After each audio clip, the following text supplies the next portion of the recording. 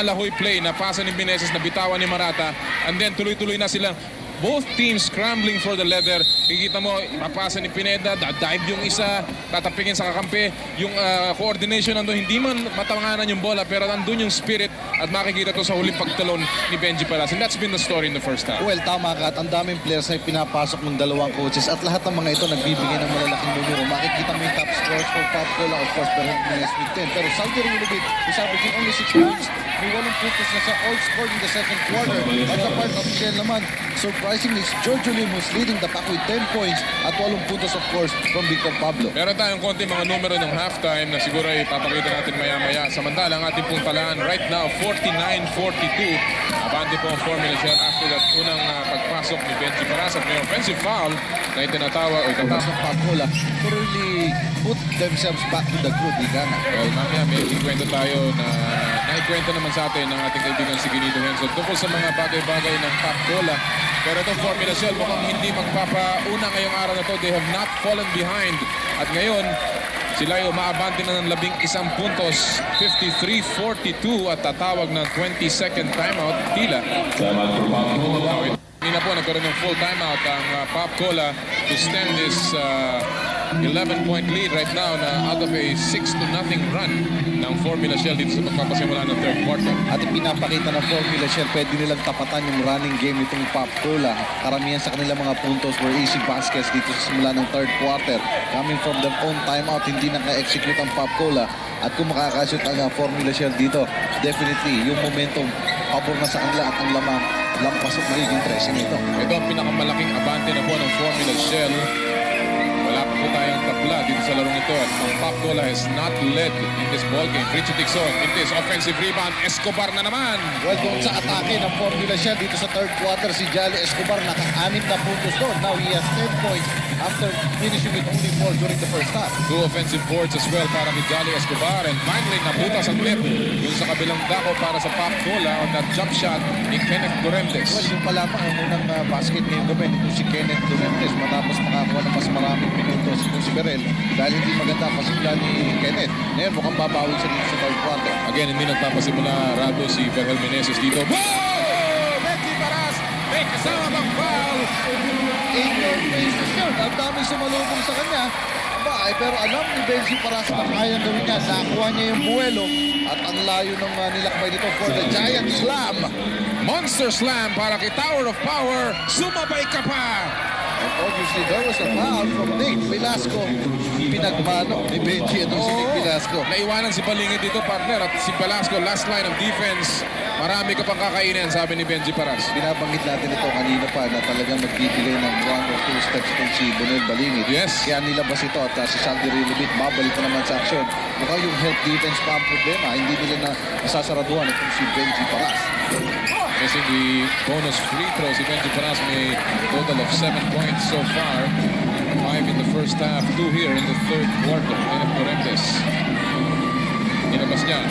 Agustin, good fake. Nilabas pa kay Boybits. 3-point shot. Patay. Triple B number 2 para kay Boybits Victoria. Nahuli doon ang defensive rotation ng Formula Shell. Makikita mo hindi na nila mga bantay yung tinatawa nila. Si Ballesteros paghabol niya, huli-huli na. Well set na itong si Boybis for his 3-point shot. Abusoso ang opensa nitong Formula Shell. Hinahanap ang puwang. Ballesteros pinanggang bola. Pumasok din. Ay kasama rin foul. This time from Kenneth Duremdes. Well, ito yung power na hinahanap ng kupunan ng hirap na nitong habulin. Pagbangga niya kay Duremdes, medyo umangat na yung katawan nila. Hindi na mahahabol. Braso lang inabot ni Kenneth. May foul pa siya. May bonus shot naman. Itong si Ballesteros. Well, kung itong Pop Cola now playing with a lot more spirit, itong Formula Shell ay hindi magpapaiwan, partner. At talaga namang sinasabayan nila ang bawat galaw. Itong Pop Cola, they're still on top by 13, 60-47. At mukhang yung tiwala ni Coach Chito Narvasa kay Escom Ballesteros nasusuklian na rito. Ay, si Kenneth Duremdes. Nagpapasimula ng makuha ang kanyang range. 4 straight points. Mas mabilis ang kanilang ball movement. Nahahanap pero sa pagkakataon masyadong pinilit. Cover na itong si John Marsan. For a while, tumalikod ito si Ato. Nung nakita ni Richie nung tumalikod, akala niya mapapasahan na. Biglang kumarap ito si Ato Agustin at nakagawang pasa. 11 seconds sa shot clock ng Pop Cola. Masyadong gipit din ang pasa. Napunta kay Boybit. 7 seconds sa kanilang shot clock. Marami pang oras yan. Durente sumaksak sa loob. Pinangga ang dalawang nakaputi. At may tatawagan ng foul. Si Benji Parasyata. Hindi, harang ito si Benji Paras. Wala kang dadaanan dito. Pero sa likod, ayun, braso ang tinamaan. Itong si Jun Marsan. Siya rin yung magbabayad sa pagkain. Lamsung University. Third pick overall back in 1995. 5 puntos na po si Kenneth. At ang abante ng Formula Shell natapis na sa single digit. 60 ang Shell, 51 ang Pacola, 7.5. Marsan, inilupas kay Escobar. Maraming pang oras sa kanilang orasan. Dixon has done a marvelous job at the point here. Goes in. Hindi inaasahan niya ng Norado. Tama ka, nalansin niya ang buong Pop Cola team doon sa kanyang pag-arangkada. 4 yung sumalupo. Uy naman. Nasaan ang depensa? Nagkalansihan. Oo. Dalawang koponan. Ika nga, masyado silang natuwa sa shoot itong si Richie Dixon. Pero hindi nila napansin si Saldi, Reolobit, solong-solo sa kanyang layup doon. Nakita ni Boy Dixon. Saldi Reolubit playing a marvelous offensive game. 10 puntos na po si Reolubit. Ang average niya ay 6 na puntos lamang. Pagpasok ni Escong Balestero sa ilalim, may sumapit. Reolubit ang umabot ng dingding. Puntos. At hinahayaan niya ang mga kakampi niya na gumawa ng sarili nilang sitwasyon. Alam niya na maganda rin ang foul niya itong nakuha. Free throw line naman ang kanyang kukumplituhan. Pasok ang kanyang unang tira. I was 6 points. Lilimang na rin pa naman ang karir nito. Ang average ito, 2 puntos lamang. Pero ngayong araw na ito, 13 ang parte. Kahit 600%. Oo, huwag ka na mag-multiply. Pagkamera. Mag-aabogado ka pala parte. Hindi naman tayo statistician kagaya ni Willis. Ito, ang jump shot ni Durente's offensive rebound. Yan ang ginagawa ni Reolubit na hindi nagagawa ni Maligid na dapat na. Well, tama ka. Nakikipagsisikan siya at the same time. Nakanyang tira, simple. Pagkatama sa mo, alam na, diretso na sa ring. Dahil dito sa perfect na ni Salvi. Ito si Reolubit, tandaan natin mga kaibigan, pang-apat na pinakamagaling rebound nito na sa mga local sa All-Filipino last year. He's always been a consistent rebounder, averaging almost 8 minutes per year. Ballesteros. Crossover move, nabitawan ng bola ng Pacquiao. Oo, pag isang between the legs dribble against Durendes. Pero pagpihit niya, hindi napadikit yung Napako. Nagka-glue eh. Kala niya sa si Lowell Briones. Yung mga ginagalang ni Briones kayo. Ating po nalalabing oras dito sa third quarter. 6 minutes and 10. 8 puntos ang abante ng Formula Shell. Biggest lead was at 11 points. Jump shot, Agustin with this rebound. Nakulot pa rin niya Agustin. Crossover move! Wala pa rin. Offensive rebound. Velasco at may foul na makukuha si Nick Velasco. Well, makikita mo sa possession ngayon dito sa Cuneta Aso. No? Kaya pagtapik ng bola sa labas, puro mga taga-pambola yung nandun.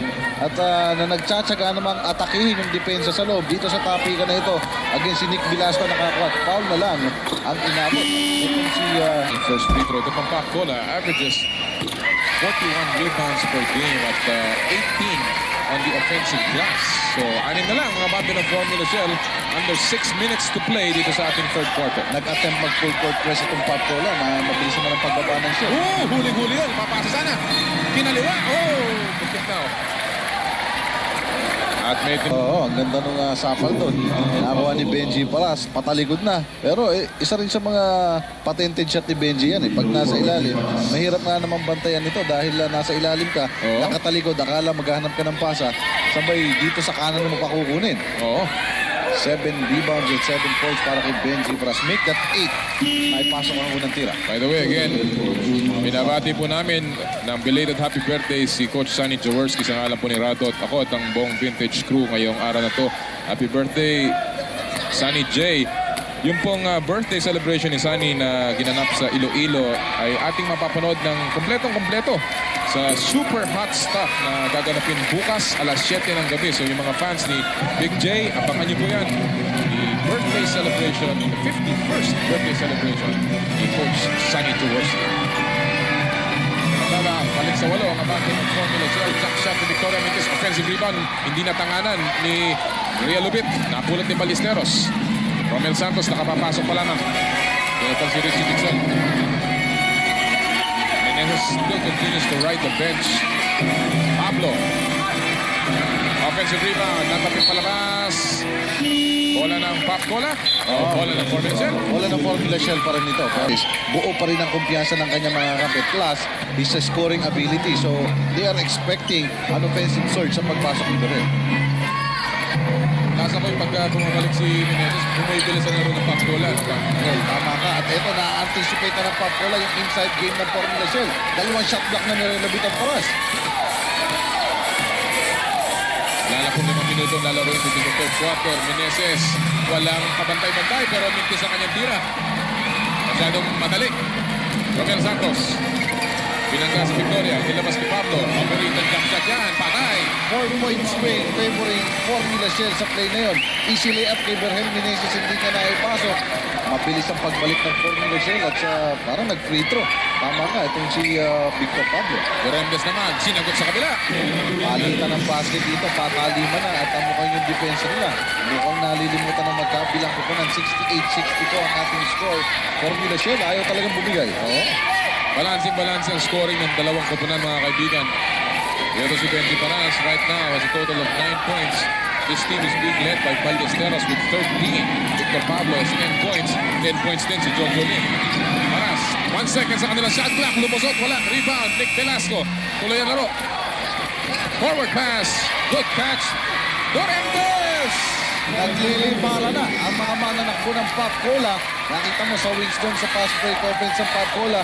Nasa kaliwa si Menezes, nasa kanan naman just in case namin ito. Si Berhel Menezes mahirap pantayan yun. Kenneth Dorendes, bokya nung first half. Pero dito sa third quarter, pumutok na po ang kanyang opensa. 10 points. Lahat nagawa dito sa ikatlong ginto. 6 na lamang ang hinahabol ng Pop Cola. 3 seconds sa shot clock. May angat kaya Pablo tumira. Masyado malakas.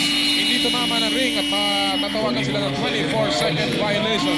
So yung depensa naman ng Pop Cola, Rado ang humigiling ngayon. Well, na-anticipate na nila yung mga patterns ng Formula Shell dito. Ang pinupuntahan ng bola si Benji Paras.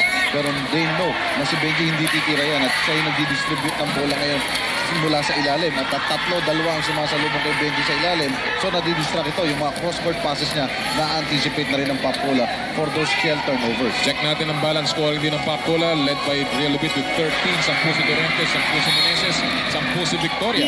At may turnover laban sa Pop Cola. Backing violation, hindi natanganan ni Jack Tanuan. Oo, mukhang ensimata ang kanyang alusal kanina at madaming mantikilya. Napadulas yung pasa. At si Romel Santos ay inupo muli ni Coach Chito Narvasa. Bumalik si Richie Tixon. Ito pong kalamangan ng Formula Shell down to 6. Biggest was at 13. Pero ang Pop Cola has not led in this ball game. Wala pa rin po tayong tabla. But it's been a very good game. Very close, ano Rado, ha? Well, tama ka dyan. Kanya-kanyang expert ang magkabilang kupunan showing their... Kami po yung magka-time out pagsamantala. 10 na puntos ang abante ng Formula Shell laban sa Pop Cola. Subalit bola ng Super Unleaded sa kasalukuyan. Kung kaninang first half, Noli naghahanap ng mga butas itong magkabilang kupunan ng first half. Dito sa third quarter, ang init na ng field goal shooting ng dalawang teams na ito. Off a turnover, sinabayan ni Benji Paras. Andun si Boy Vince Victoria para sa follow-up. Humihingi ng foul si Kenneth Dorendes. Sabi ni Victoria, okay lang, na-shoot ko naman eh. Well, tama ka. Yun din ang sinasabi ni Coach Derek Pumaren. Bumaba ka na dahil natapes na natin ang kalamangan. Tandaan mo, kanina 3 yan. Ngayon, na-4 na. 68-64. Saka hindi na bali yung kung sino sigat. Basta tayo lumalaban. Benji Paras, 4-point ball game. 2 field goal na lamang po yan. And this game, nung bumalik si Ray Lupit sa larong ito, of course, umupo na uli si Ray Lupit, si Menezes, pumasok na uli. And another turnover laban sa Formula Shell, partner. Kaya naman, dito sa third quarter, itong si Kenneth Durant game, that inside game, gumagana na. Ang mga Formula Shell ngayon, sa loob pa rin ito, nananatili. Kaya naman yung mga malalaking puntos, nakukuha na ng Pop Cola. Velasco sa loob, Mintis, rebound, tinapik, lumabas kay Boy Vince Victoria, binangga si Richie Dixon. Tira ni Victoria off the glass and the lead is down to 2. Big break para sa Pop Cola. Si Victoria, sana, muntik na matawagan ng offensive foul dun sa rebound play na yun. Pero hindi niya inaalala dahil wala naman pumito. Instead, he made a bank shot at dadalawa na lamang sa kanila. A minute and a half ang ating ilalaro sa third quarter. Ay, bantayan ito si Berhel na nag-iinit na uli. Jack Tanuan, walang titirahan, nilabas kay Victoria, masyado malakas, tapik, nabalik kay Victoria, Menezes. Sabi niya, dahan-dahanin natin to. 22 seconds sa ating shot clock. Well, yung possession ng Pop Cola made possible dahil sa kanilang aggressiveness. Ang mga Shell nasa ilalim lahat. Pero inatake sila ni Jack Tanuan. Ang pinagmamalaki ng Davao City, Jack Tanuan. Getting another basket at dalawa na lang po ang abante ng Formula Shell. Yan ang nalalabing oras sa third quarter. It's been a marvelous ball game so far. Both teams playing with a lot of spirit. Ika nga para magpapahiwatig na andito na uli kami. 3 seconds sa shot clock na sakpal ng bahagya ni Kenneth Durandes. And they have an opportunity to tie this ball game for the very first time. Pop Cola, pumasok sa loob. Pinagpit ni Meneses at ang bola mapupunta sa panig ng Formula Shell. Nawala na naman yung pagkakataon para sa Pop Cola at si Berhel Meneses realizing that napangiti na lamang. Pero ang magandang nagawa nila ay makabalik sa laro after silang matambakan ng 13. Ito, dadalwa na ang kalamangan ng Formula Shell. Kahit mga shoot ang Formula Shell going to the fourth quarter, manageable level. Oo, ika nga, dapat kasi na matuwa at hindi na ikasama ng loob kahit na abante. Only one field goal in that last 4.5 para sa Formula Shell. At mamula nung umupo si Jolly Escobar yan, tandaan natin, 8 seconds na nalalabi sa ating quarter. Naroon, mapapasok pa lamang sa Juan Lumineses. Defensive stop para sa kapunan ng Pop Cola. Tama kayong napunan si Jolly Escobar kasi yan ang binabantay ni Benji na kumakat sa ilalim. Oo. Yung ngayon, yung ibang malalaki ng Shell, sa labas naglalaro ito. Less than 4 seconds remaining. Naroon, tumira siya, wala. Meneses na nakakuha. Wala na, mauubusan na ng oras si Berhel Meneses. But it's a big quarter para sa Pop Cola. 10 points mula kay Kenneth Durandes and they're back. 2 puntos na lang po ang abante ng Formula Shell. Kami babalik sa fourth quarter.